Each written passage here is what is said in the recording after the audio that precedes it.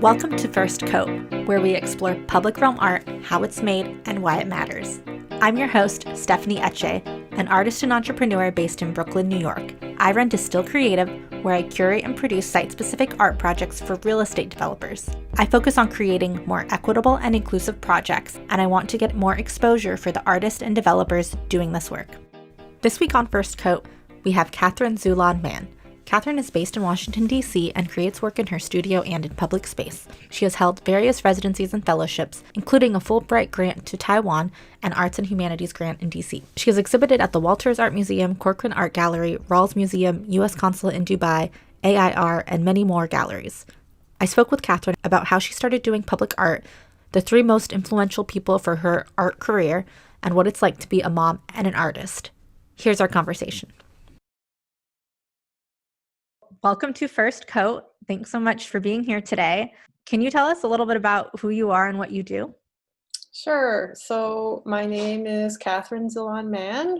I am a painter and installation artist in Washington, D.C. I've been based in D.C. for a little bit more than a decade, but I grew up sort of around the area. I moved around a lot as a kid. My father was in the Foreign Service, so I moved every 2 or 3 years, and that experience of constantly being an expatriate as a child has definitely informed my work. So I make very large pieces. They're usually paper-based, and they're very much about transitions and dichotomies and forcing incongruous elements together in an abstract manner and then just seeing what happens. I was so excited when I saw your work at A.I.R Gallery. I don't know if you saw it this year? Yeah, I think you were out of the country. I texted you. I was like, oh my gosh, I saw your painting. Because it was either earlier this year or late last year. It was early this year, yes. Yeah. Oh, that's so great. I'm so glad you saw that show. I was there and I looked over, I was like, Katherine's work?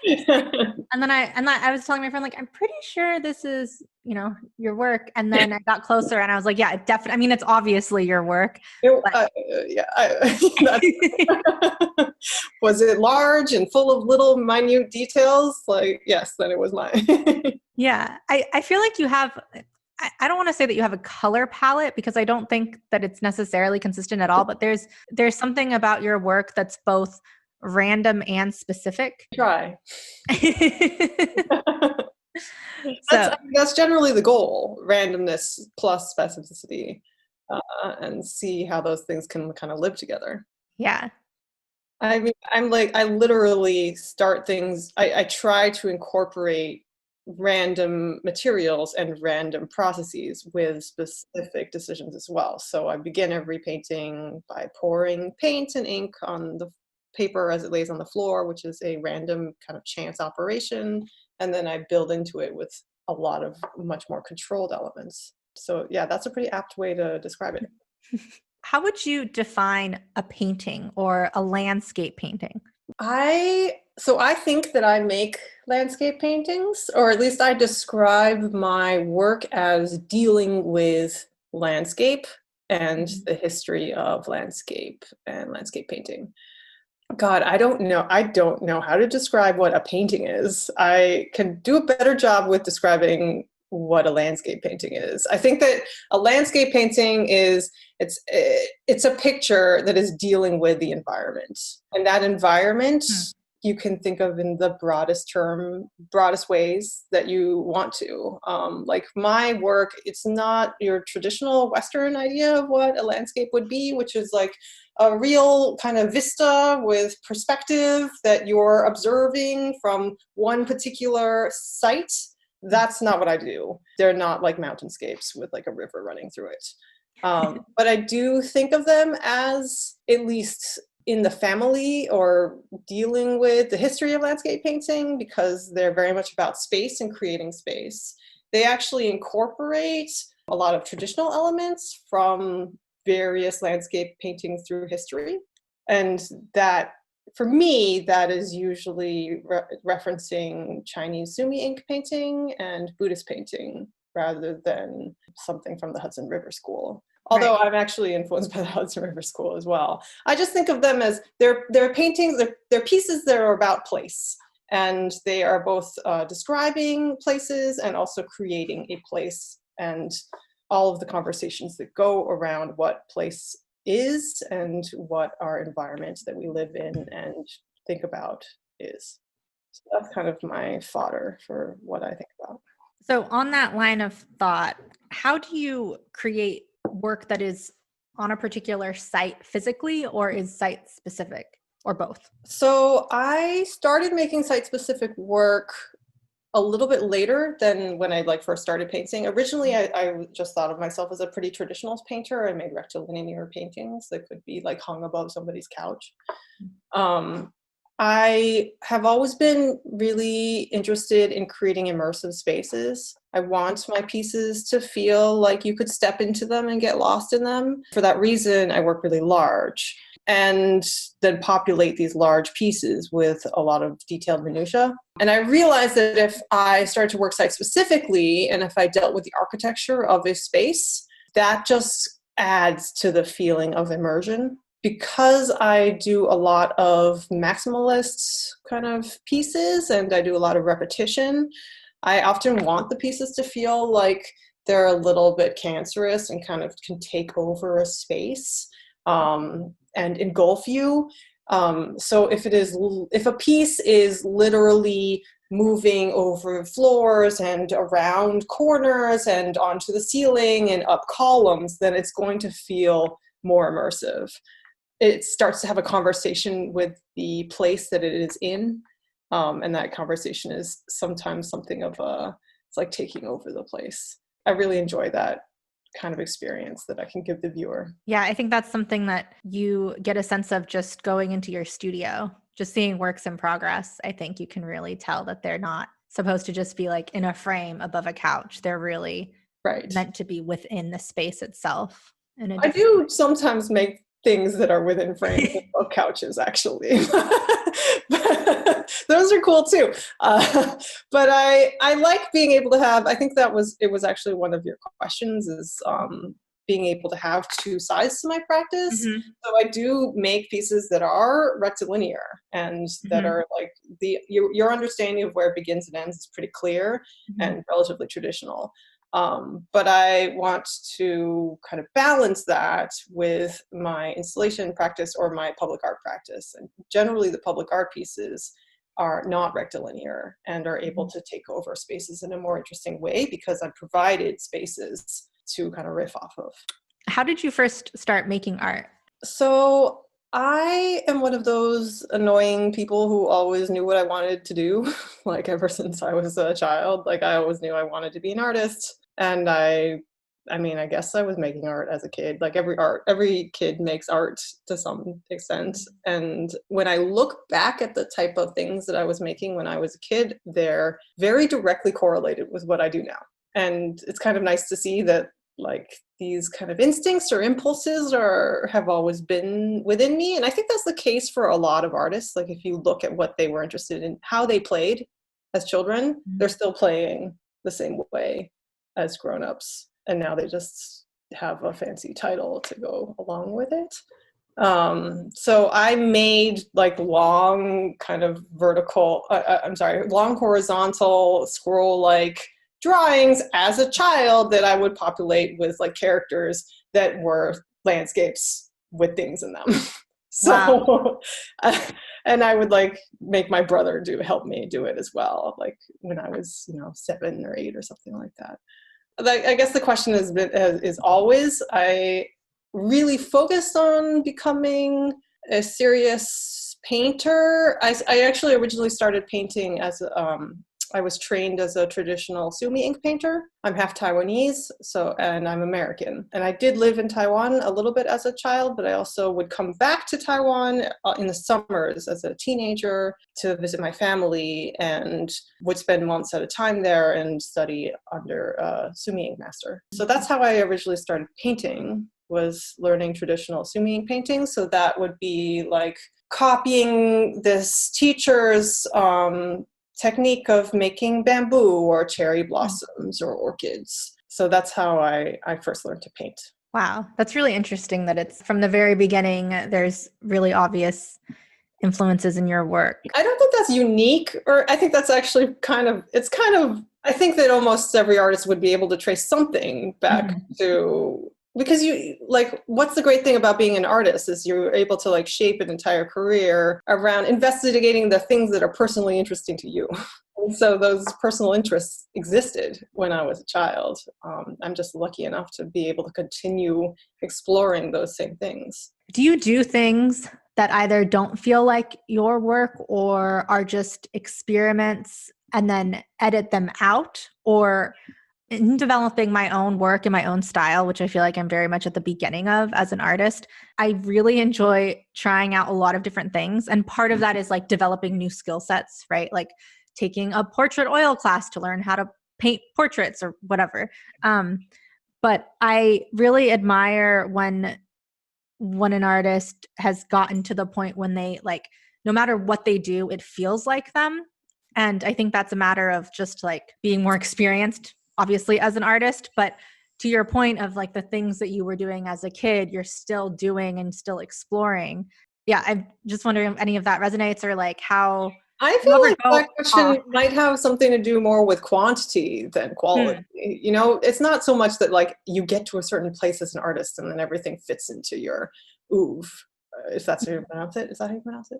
Anyway, you know, it's more that like you make so many things that they all feel like you because they are all coming from you, and I'm not intelligent enough to expand my work to encompass something beyond myself. I bet if I looked at a bunch of pieces of yours all together, I would feel like they were you. Yeah. It's something that I think that you should be able to do both, right? You should be able to constantly be exploring, but then have it all still feel like it's you. It's coming from who you are. And I think that in terms of like different artists and how they do that, you can see some artists are more like tinkerers. And so any explorations are just kind of like moving off the path slightly and slowly, and it's a slow evolution of change in terms of how their work is able to mutate and develop over time. And then other people are much more revolutionary, or at least it feels revolutionary to an outsider. And, you know, one year they're working with steel sculpture, and then suddenly the next year they're doing dance performances. I am more of the tinkerer type. I hope that I'm able to like change my work and have exploration, but I am not like suddenly working in portraiture with oil pastels. Like I've been working in paper with water-based media and sumi ink for the past decade. But that's because I feel like there's still enough room within those three materials to have a lot of exploration. Yeah, definitely. How do you approach materiality and form in your work? And specifically, how is it different from when you're creating a piece that you know is going to hang somewhere within some kind of rectangle somewhere, and a piece that's going to be installed in a public space? You talked about it a little bit, but how do you, both from a aesthetic perspective and then also like physically, how do you approach those two things? Well, I'm like very wedded to paper. I am only interested in paper, almost completely. It's not 100%. Sometimes I'm forced to do stuff on other things, other substrates, but I am pretty wedded to paper as a material. And that actually causes its own types of problems when you are also a public artist, because paper is a really terrible material for public art. Because it doesn't last. So I generally I find now that, well, first of all, my public art career is not that long. I'm still kind of starting out in the public sphere, but most of the pieces that I have done for public spaces have been interior site-specific pieces, where I am able to still use some amount of paper. The biggest difference between the sphere of just making work for myself versus public stuff and my avowed interest in paper is people don't want paper for public art pieces because they don't want their expensive piece to disintegrate over time. I've been able to find a lot of workarounds for that.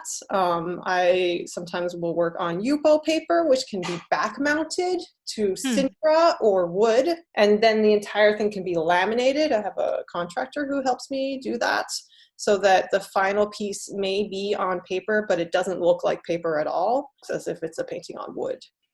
Or aluminum. You can actually back mount it on aluminum as well. So that's one way. Another method that I use is essentially decoupaging paper, pasting it to the wall, sometimes working on vinyl or wallpaper material, and then pasting it, and then combining that collaged on paper that's collaged directly to a site with direct-to-wall mural painting. So that it has this kind of back and forth between the immediacy of the mural painting and the fact that something has actually been pasted and collaged on there. And I have also done work that's not on paper for public pieces. Those are the only time I work on a substrate that is not paper. It's for a public piece that has required me to do that. So I've done some murals directly on the wall, some on wood, some on aluminum as well. Do you enjoy working that way? It's okay. I mean, I like the challenge of doing something different. I'm not completely, I am able to do something if it's not on paper, but all of my interests in terms of the reasons why I paint are very related to paper, because I'm interested in sumi ink painting, which is only done on paper, and creating a place for myself that is somewhere between the canon of Western painting and the canon of sumi ink painting. That's really connected to paper for me. So I'm happy to have explorations outside of that. And if I'm going to make like an exterior piece, it can't be on paper. I understand that. So I'm a flexible person who can exercise common sense, but I still love paper the most. Have you ever pitched a project where where the piece is supposed to disintegrate outside? No, I haven't. I don't. Who would want that? I don't know. Maybe somebody. I could imagine that being pretty exciting, actually. That's a really wonderful idea. I'm going to have to do that.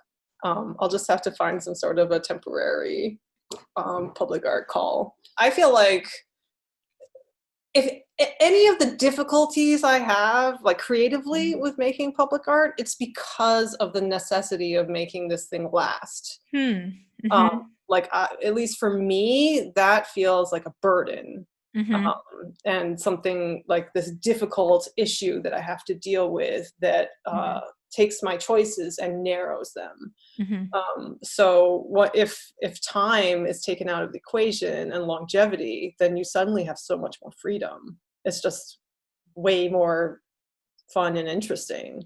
Actually, now that I'm thinking about it, one of your questions was, which was your first ever public art piece? And I was about to I had it all ready to go. What was my first commissioned art piece, which was like this big interior mural for the MGM casino. But now that you actually describe temporary art, I can think back and realize that actually my first public piece was a temporary piece that I didn't even have on my radar. I wasn't even thinking of it as a public art piece because it was temporary. It was performance oriented, and nobody ever saw it again after a few performances that we did. Right after grad school, I spent the summer in Dayton, Ohio, with a residency there that doesn't exist anymore, unfortunately, but it was this beautiful residency called the Blue Sky Dayton. And it paired artists with groups of middle schoolers in Dayton. And I lived there for 2 months, and I created my own work in collaboration with these middle schoolers. So usually if you hear about artists plus students, you would think it's sort of like a teaching program, but it was actually not. It was an artist-centric program rather than a student-centric program. So it was about artists making their own work and then just having these kids around who could incorporate themselves into the process in any way the artist thought made sense. So the people who did that program all like used these kids or worked with these kids in different ways.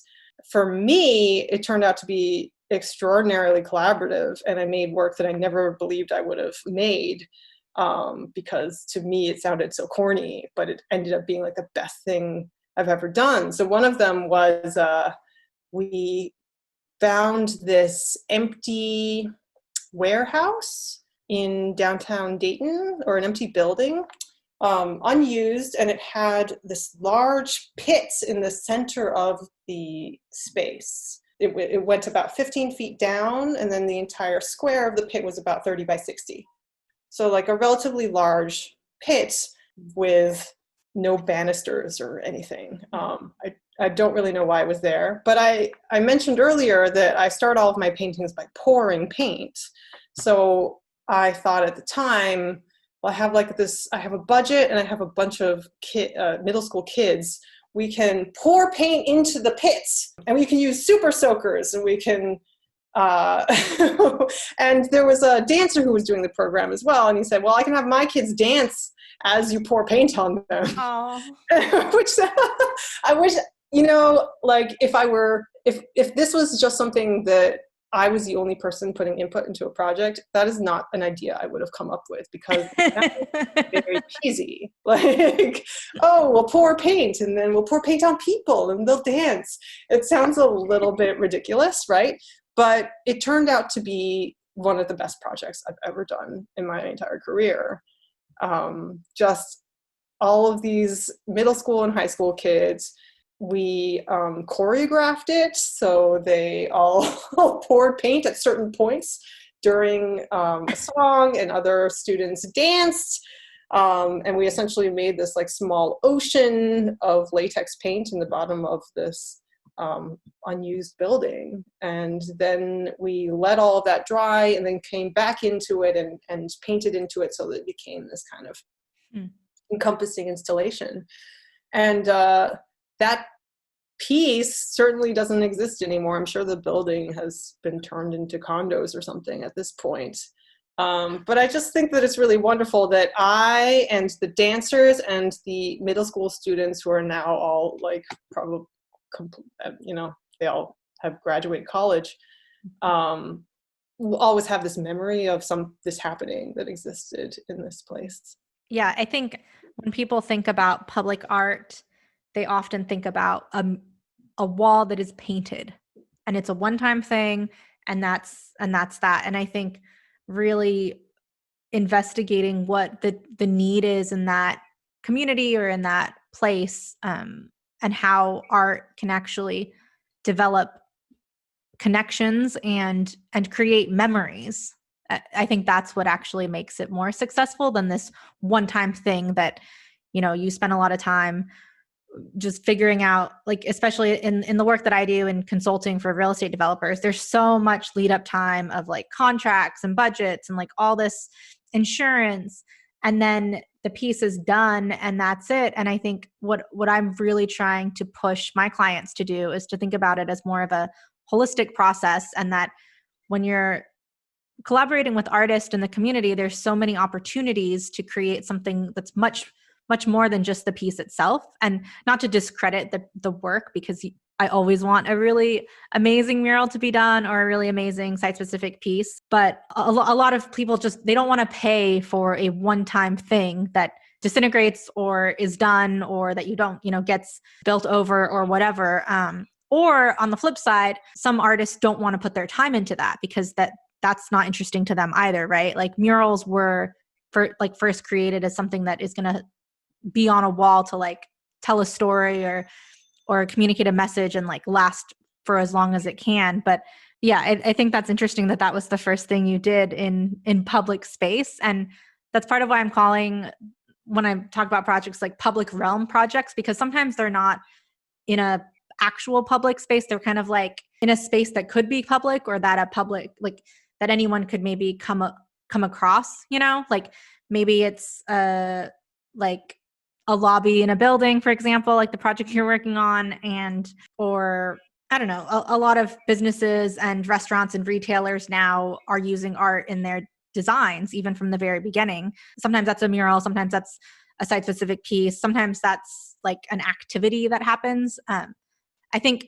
like one thing that when working on a temporary piece, like having documentation is so key. I think I've seen a photo of that project you were talking about, and that was so amazing. And that gave me other ideas of other types of work that I could see you doing that otherwise we wouldn't know, right? Like, so there's value in the doing, I think. And then there's also, it is helpful to have documentation in some way. But like you said, like the memories they're going to have forever, everybody involved. Yeah. And I think back to what I thought art was when I was in middle school, and my idea of like what art was, and especially what art was that I could create was strictly two-dimensional and like relatively small scale. And, it just was not a very exploratory or wide-ranging idea of what was possible for myself.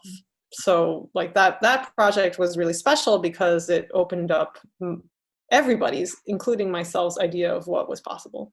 Just, simply in terms of scale for one thing. But also it was just a blast. That's awesome. Are you an artist? Submit your portfolio at distillcreative.com/artist. You'll get on our Distill directory, our artist database, and be considered for upcoming art commissions. How do you balance your fine art practice with your public practice? Or do you consider them, like, do you approach them separately? Do you like work on different things different days? Or can you tell me a little bit about just how you work? So I went through like a couple of different periods in my career. Before I had my kids, I mostly focused on the rectilinear paintings. And I also taught. So I would make my money by teaching. And then I'd make these like paintings, and I had some galleries that represented me that would sell them. And that was like a pretty traditional way of like making your way in the world as an artist. And around the time that I had my son, in that period of like 18 months, around that period, I started out with, I think I had 5 galleries that represented me. And by the time that period was over, all but one of them had gone out of business. Really? Yeah. Wow. I guess that's just normal, but at the time it just felt, especially because it was around the period where I was like transitioning to being a mother and how scary that can be. It really felt like the end of my career. Like I wasn't going to be an artist anymore. Like I don't have any galleries to sell my paintings. What am I going to do financially? And it was around that time that I first started looking into public art as a way of financially taking things into my own hands. And it made sense for me because I am interested in working large anyway. And I am never going to be able to get a bigger canvas than what a public art piece can provide. So I started applying to calls. And I also really liked how public art, you can have a little bit. As an artist, it's how much control over your destiny do you ever really have? But at least I didn't have to like work only with a middleman and just like hope that a gallery might like show me favor. I can apply to as many public art calls as I want to, and I don't have to be charming at a gallery opening or anything, or know the right people for me to get a call back. So yeah, I started doing public art. It's been about 5 years for me of doing public work. I do both at the same time. I continue to do both. I think I split my time about 50-50 between the public art pieces and the standalone pieces for myself, which feels like the right balance. I don't think that my public art work is really that different than what I do for myself. If a person or an institution is going to hire me to make something public, they know what I do. They know that I cannot provide a perfect rendering of what the finished piece is going to look like beforehand. Like I can make a digital mock-up and going to have a sense of the style and the themes that I'm going to go for in a finished piece, but I never know what my finished work will look like. And that includes for commissions and public works. So the only people who have ever hired me have understood that. So I haven't felt like I've had to like dumb down my work or make it more palatable. I don't have particularly like racy or overtly political work in the first place, so it's not that difficult for me to do that. To me, why do I make public work? It's because the canvas of a public space is always something new and challenging to deal with. It gives me opportunities to collaborate with interesting people, and it's a really great moneymaker, or it can be. Right. Yeah, there's a definitely a range. Yeah, yes. But yeah, what advice would you give someone who wants to pursue a career similar to yours? So I didn't start out I got my MFA not thinking that I would ever do any public art. I actually thought public art was generally lame or just kind of pedestrian, and all of the hard edges had been kind of softened.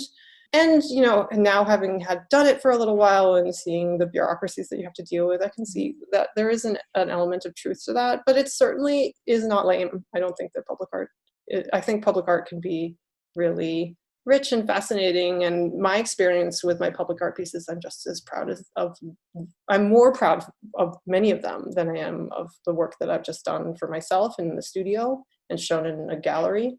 In terms of like, if you want to start in the public art realm, it's difficult. If you want to apply for a call, it's hard to apply if you have not had any experience doing anything and you don't have a portfolio. So one of the first things that I did when I thought that I should start trying to apply for these calls is I did a few pieces for free for family and friends. So my father-in-law has a little farm store where he sells local produce in Western Massachusetts. So I offered to make a mural for his store for free. And I think the piece was 20 feet by 9 feet, something like that, like a relatively large mural on the side of his store.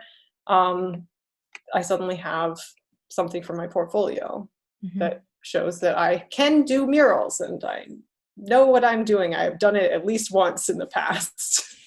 So I think that's one good first step. What's one thing you wish you had known 10 years ago? I think that I've made a lot of mistakes in my career, both in terms of just general attitudes and understanding of the art world, and also like really specific mistakes with dealing with specific people and entities. I think I worked with too many galleries without really vetting them and standing up for myself in working with them. I had one gallery go out of business while owing me a significant amount of money, but they went bankrupt, so I had no recourse. Oh, geez. But they had owed me that money for months and months before they went bankrupt. So what's a mistake? Like, I should have been more aggressive in getting what was due to me. I think that I have, in general, been too passive and not aggressive in standing up for myself in both the gallery realm and also in the public art realm. I have one experience that it's not a failure, but it could have been a failure, where I was a finalist for a public art piece in a lobby. And I was a finalist with a good number of other DC and Baltimore area artists. So I really wanted the job. I put together a proposal with a budget that I then turned into the curator, who could have just accepted my budget as it was, but because she was a good person, she came back to me and said, you need to add at least 10K to this budget. You're underselling yourself. It's something I see all the time. I generally see it with female artists. Women identifying artists will undersell themselves, and male identifying artists will either be like right at the budget that I think is appropriate, or they will massively oversell themselves. And it was a really helpful thing to learn that about myself and also about society, that I had been under budgeting for this project, and therefore also for all of the previous projects that I had been putting proposals together for. What my idea of how much I was worth was too small, too limited. I should have been charging a lot more. That's really interesting because I have totally said that to people before on projects. I remember an instance where I was reaching out to an artist who was like a finalist for a project. And I always ask for a budget before, like same thing before I give the actual budget or I mean, there's a lot of different factors that might be involved. Like sometimes a client that I'm working with, they don't have a budget. So there's like that like weird chicken egg thing. But anyway, this particular artist I was interested in for this project, their budget for the mural, it was like $5,000. And I was like, so their budget's like 25,000. So can you just get me something a little bit closer to that? And I'm always trying to advocate like, it was a female artist. And like, I was going to ask that. But. Yeah, I do see it more. Well, okay, a few things. One, I am very like women and people of color first in my proposals. Like that's something I am extremely conscious of, and honestly is sometimes hard because of just a lot of factors that, you know, would take too long to go into. But one of the things I struggle with is, then like kind of coaching them on the budgeting price, because I might not always know for a particular type of work like what the range is, you know. So I don't, but I also, it's like the artist should have some idea of what range they're in, I think, to some degree. But then there's also that other weird world of like a public art, like a government commissioned piece is going to have a different budget than a real estate developer commission. You know, there's like different types of clients that have different types of budgets.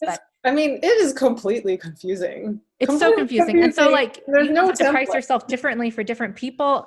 It's maybe hard. I don't know, like, but men don't, I think, is the thing.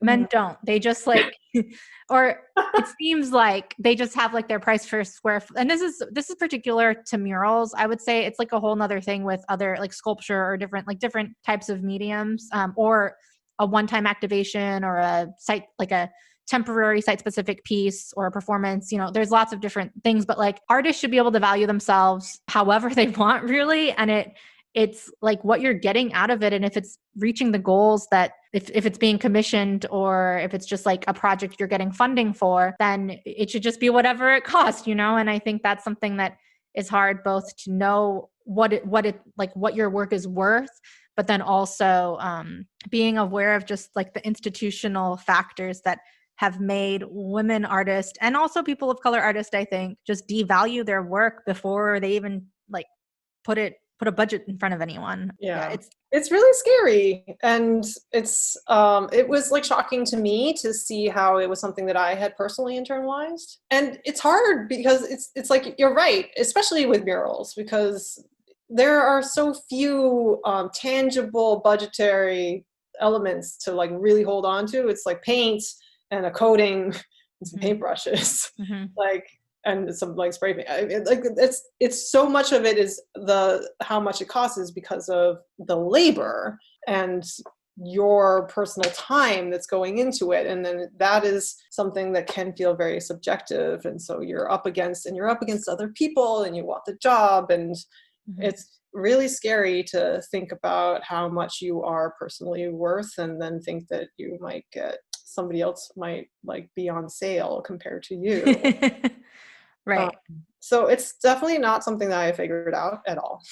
But at least it was very helpful to get that one interaction to realize where I was kind of leaning, which was towards underselling myself by massive amounts. So like knowing that about myself was really helpful. And I have a feeling that most female identifying artists are in that same boat. I think one thing that's really hard too is that, again, it's different on the type, particularly talking about public art and commissions. Government entities have a whole different way of doing things.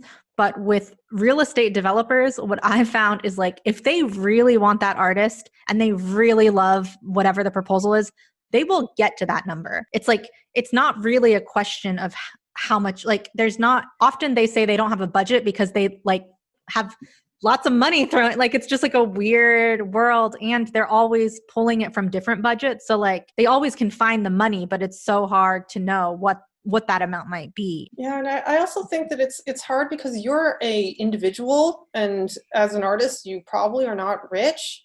And you're working with, if you're working in the commercial sphere, you're working with corporations or with entities that have so much more, like the meaning of money to them is so much different than the meaning of money to you. Mm-hmm. So like that job that I was referring to, like I initially came to the curator with a 15K budget, and then it got bumped up to 25K. Like to me, 25K is so much money.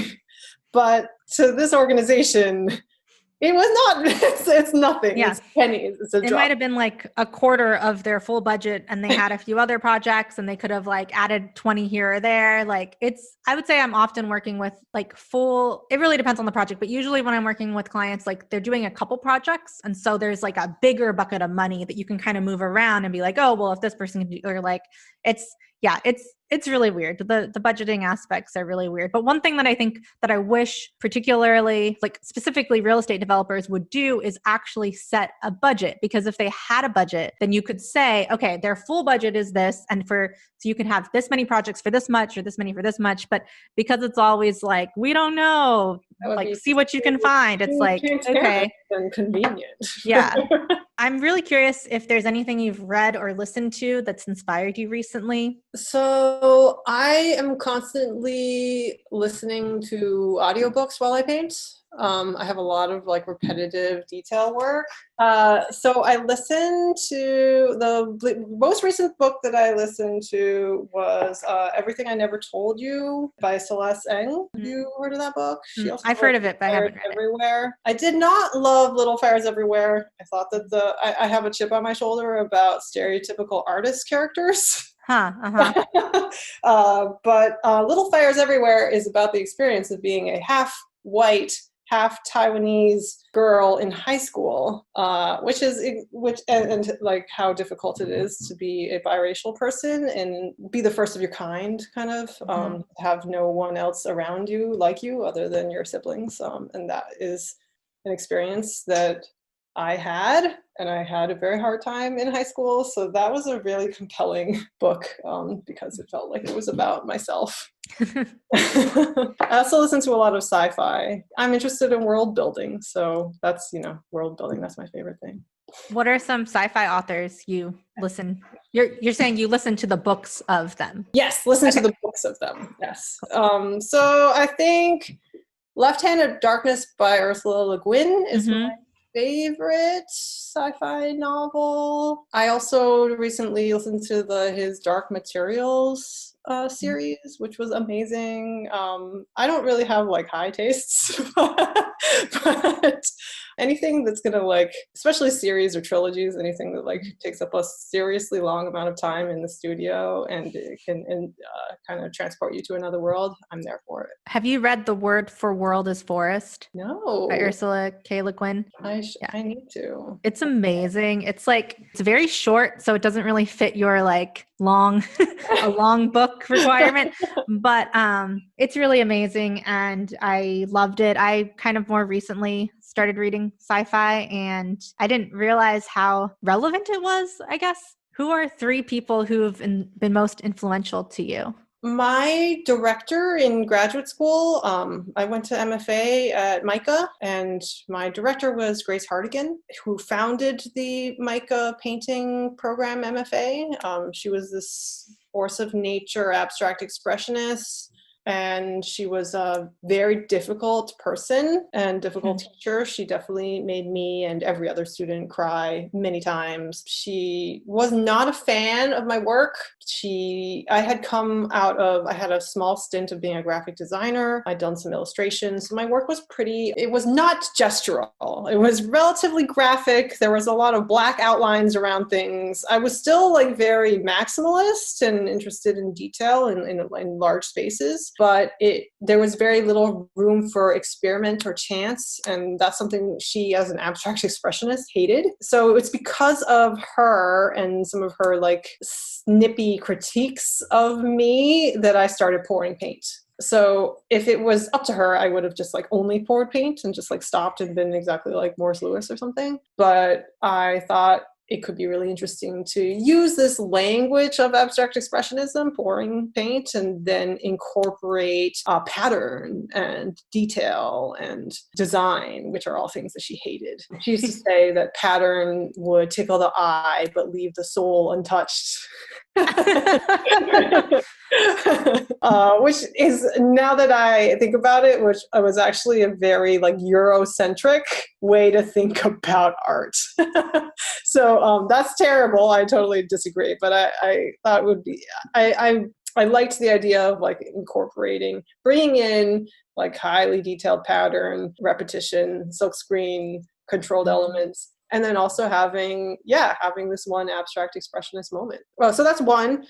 Second person, Grace Hartigan actually died while I was a student. Oh my God. Yeah, I was wondering. She passed away, and we had a couple semesters where Joyce Kozloff came in and worked with the remaining students in that program. So she is an artist based in New York. She is a big figure in the pattern and decoration movement in the 70s. So she's like exactly the opposite of Grace in terms of like abstract expressionism. It's like a lot of very busy, full pieces with tons of pattern and detail and decoration that are drawn from all like cultures, all these various like textile patterns and tile patterns that are kind of brought into these very full paintings. So that was kind of like the other side. Like I have this like one woman who really kind of brought me around to gesture and movement and physicality in painting, and then another who brought me around to detail and pattern and high levels of control. And then the last person is, I'd say, Makita Ahuja, who was based in Baltimore and recently moved to Connecticut. She does these figure paintings that are generally self-portraiture, but she calls it automythography. It's creating mythology around herself and putting herself into the canon of the history of portraiture. So she is actually the founder of that Blue Sky Dayton program that I described. That's how I first met her. And she's just another force of nature, a person that I'm constantly looking to and learning from, especially when it comes to how do you place yourself in history as a woman of color. Making work in a relatively traditional medium, which is definitely what I'm doing. So she's been this kind of beacon that I've been following for some time. So 3 really amazing women. We'll definitely link to those artists in the show notes. I'm wondering, since you brought that up, have you read The Carrier Bag Theory of Fiction by Ursula K. Le Guin? No, apparently I need to read a lot more. It's an essay. I just read it. I'm part of this dystopian short story club right now during the time.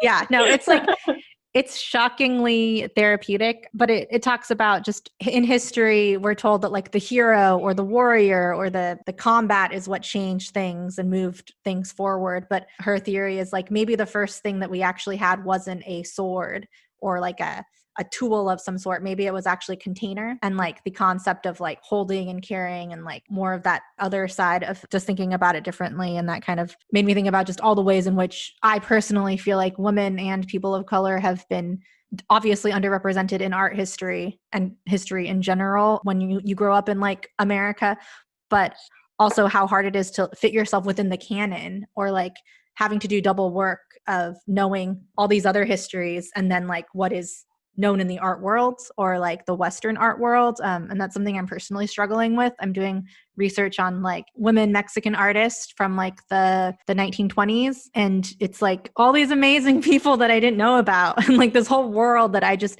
even though I'm Mexican American and even though my parents, did the best they could and taught me a lot about my own culture, like you don't grow up learning, you would learn about like Frida Kahlo and like Diego Rivera and like the male muralists maybe. But not about all the women doing amazing work and like not just as visual artists, but also as writers or dancers or researchers, just. I love what you said about like having to do double work too, because when you only learn that one history, then it changes not only your understanding of the canon, but also like your entire vocabulary and how how you even come to art in the first place. Like your question about landscape painting, and like that canon of landscape painting. I am also fighting against this doctrine that I've kind of been brought up with, that landscape painting has to come from one perspective, and that perspective is singular, individualistic, and godlike, which is obviously coming from white males. Like that's the idea. That's this one way that landscape has been understood in the Western canon for centuries and centuries. And that's not actually the only way that you can think about a place or about living in a place, but it is something that we're constantly fighting against, and I am constantly fighting against. And I actually think that was one of the reasons why I really loved Everything I Never Told You, because it's so much about never feeling like you belong, like you can fit yourself into a trajectory where other people are also fitting in with you, and always feeling like you're on the outside. And I think that that's the way that women and people of color, when you look, it's like you're trying to insert yourself into this space, but also having to like relearn everything about the canon around you. It's really hard. Yeah. Are you a real estate developer looking for a unique amenity for your site? Get our free guide, 10 tips for commissioning a site-specific artwork, at our website, distillcreative.com. What's something you wished I had asked you? Maybe one thing that I'd love to talk about, just like if we're nearing the end, is motherhood and parenting and a career in the arts. It's funny because I definitely had that on my list. In an interview you did with Friend of the Artist, you say, don't relegate your art making to stolen moments. Having a family is totally possible. I don't have a family, but I am developing a business, and I still find it maintaining my studio time. Like this week, for example, I haven't had any studio time, and it's like really bothering me. And so, yeah, I would like to have a family at some point. And I think for a while I was terrified, like, oh my God, I have to do like my whole art career before I have kids, which obviously is not what you should need to do or have to do or whatever. But yeah, can you elaborate a little bit more? Oh, I forgot about that particular quote. That quote seems like really rosy right now. Now that I'm like homeschooling. But actually, I think that I can still stand behind it, because it's the problem with it is the concept or the vocabulary of the term stolen moments, as if you're stealing something that is away from what really matters, right? So we like grow up in this society where women are taught to believe that any time that is like taken away from your family is you're stealing it. You're stealing the moments from your family, like your own time. Like I'm stealing my own time from like the people who really it really belongs to, which is my children, which is horrible. That like, right, but like even if we don't think that we believe that, like that term stolen moments is a term that everybody understands, and that's actually what's the underpinning of that term. So before I had kids, I also felt like I would have to like finish my whole career first and then have kids, which is not realistic. You shouldn't do that. I mean, that's not a thing. Like that I mean, that's not possible to, at least it wasn't to me, to like get to any place in my career that I'd be satisfied and then just like stop everything. I actually feel like I've come into a better place in my career since having kids. I think part of it is because of that transition away from solely making work for gallery spaces that I was describing. So like that moment of upheaval when a bunch of those galleries all went out of business was actually in the end turned out to be good thing for me. But I have a really supportive partner. He's currently taking care of the kids right now so that I can like be on a phone call. That is definitely not something to ignore or pretend is not a part of the equation. But if you are able to have some level of support, it makes all of the difference. I think the problem with our society is that like asking for support seems like it's some sort of favor that you don't really deserve, because you ought to be doing everything on your own.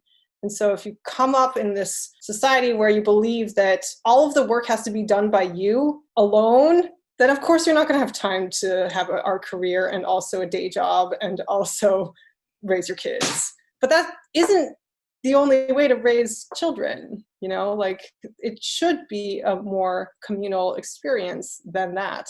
And it can be. It's just that you're fighting against the tide when it comes to American expectations in society. Mm-hmm. I remember maybe the last time I saw you, actually, when I happened to be at Stable randomly and you were there because you have a studio there. Yes, And yeah, that was good. How often do you bring your kids to the studio? Well, how does that change how your studio works? Before the pandemic, I brought my daughter to the studio every day. It was just as much her space as it is mine. I actually split it into a corner of it, a relatively large corner, was all toys and a play mat, and she spent the same amount of time there every day that I did, which was a few hours a day. A lot of the time I would make work while she was sleeping, but a lot of the time she actually was one of those kids that it's possible to like just put her in a corner and she'd do her own thing and I could paint. Wow. That also is like partially luck of the draw, I think. Like my son, I never would have been able to do that. So I have a home studio as well. Now I kind of split my time between the two studios, and I no longer feel comfortable bringing my kids to the studio because there are some shared spaces. So I end up now doing my studio work after they go to bed. I kind of do a handoff with my husband where I take care of them during the mornings and then up to their nap time around 3. And then I go to the studio and stay at the studio until like 2 in the morning. So I actually get much more time in the studio now than I did pre-pandemic, which is a weird little silver lining, I suppose, to this awful situation.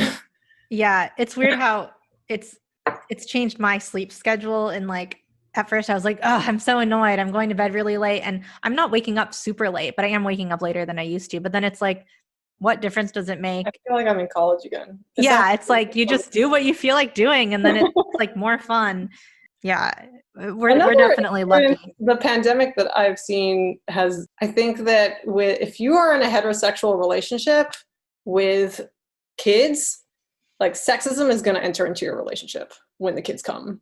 And that's, I don't know anybody that hasn't been the case for. And it's really, really hard. And especially as an artist, because I do have a more flexible schedule, I found that I was doing the bulk of the childcare, even though with public art and my career, I was bringing in more money than my partner, and yet doing all the childcare. So like there was definitely a level of resentment around that. And now, because of the stay-at-home orders and everything, suddenly our domestic relationship and labor has become a lot more egalitarian. I'd be curious to know if that's like a universal trend. It seems like it might be. If men are being forced to come home more, then they're probably doing more cleaning. I don't know.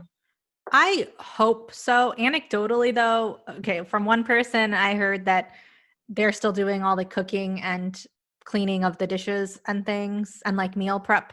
And then another person, this was actually in my NYC Crit Club, which is like we meet and do a critique of each other every week. The guest critique, she's an artist and also a mom. And she was saying how, I don't want to misquote her, but like it sounded like what she was saying is that her husband, because he made more money or like because he had like a normal job, he had to work during normal job hours and she had to watch the kids because she's an artist and has more of like a flexible schedule, so to speak, right? And so I am a little bit nervous that for women, like, yeah, it's like a weird, maybe in some cases it actually becomes more terrible for people because actually, yeah, now that you say it, I totally take it back. What I was saying before sounds way too rosy to at all. It's definitely a problem that we're not escaping. Well, and it comes down to like whose work is more important, whether or not it earns, or maybe it's who, like, how do you determine the importance of the work? Like whose time, or like who can have morning time free and who can have evening time for, just like the whole, even if you get some time during the day, is that your preferred time to work? Yeah, I've been kind of wondering about that, but I had to make a calendar with Jeremy because at first it was like, I'm not saying he would be like, what's for dinner? But it just felt, it's sometimes, some of it is like self-imposed things, you know, like no one's expecting me to do anything, but I feel like I need to figure out what to eat because I'm starving. So I just made a calendar and I'm like, this is my day. This is your day. Like on your day, I don't care what you do. You can like order out for every meal, but you figure out what we're eating. And then on my day, I'll figure out what we're eating. Cause it's like the figuring out part that also takes time and effort. That's really smart money. because that's also like fighting against the unconscious triggers in your brain that are like gendered and that you are going to end up doing more of the domestic labor if you only just rely on these instincts that have been trained into you from years and years of living in America. Right. And even like now, again, I'm not saying he didn't do this before, but like he'll like do the dishes and it's because even the having to ask, right? Like, could you do like that's a whole other thing. Yeah. Yeah. Sexism still. It's hard. Yeah. Well, thank you so much for taking time to chat with me. I'm really excited. Yeah. Where can our listeners connect with you online? I am on Instagram. It's the only social media platform that I'm really on. My handle is @Tzu-Lan, which is spelled KTZULAN. And I'm also at katherinemann.net. Awesome. Well, I'll be sure to link to that in the show notes and to everything you referenced on this chat. And yeah, thank you so much for taking time. I hope I can see you soon. All right. See you later. Bye. Thank you. Thanks so much for watching this episode of First Coat. If you liked this video, please subscribe and check out the next episode in our playlist. Let me know what else you want to learn about public realm art in the comments below. And follow us on Instagram at First Coat Podcast or at Distill Creative. First Coat is a production of my company, Distill Creative. Check us out at distillcreative.com. This podcast is sponsored by JPG Legal. File your trademark application with an experienced trademark attorney. They have flat fee services, so there are no surprises. You have no excuse not to register your trademark. Just go to jpglegal.com. Full disclosure, JPG Legal is run by my husband. When we first met, he had a solo practice, and now he has 5 employees. Everyone's safely working from home right now, so I miss seeing them in person. If you need a trademark, go to jpglegal.com.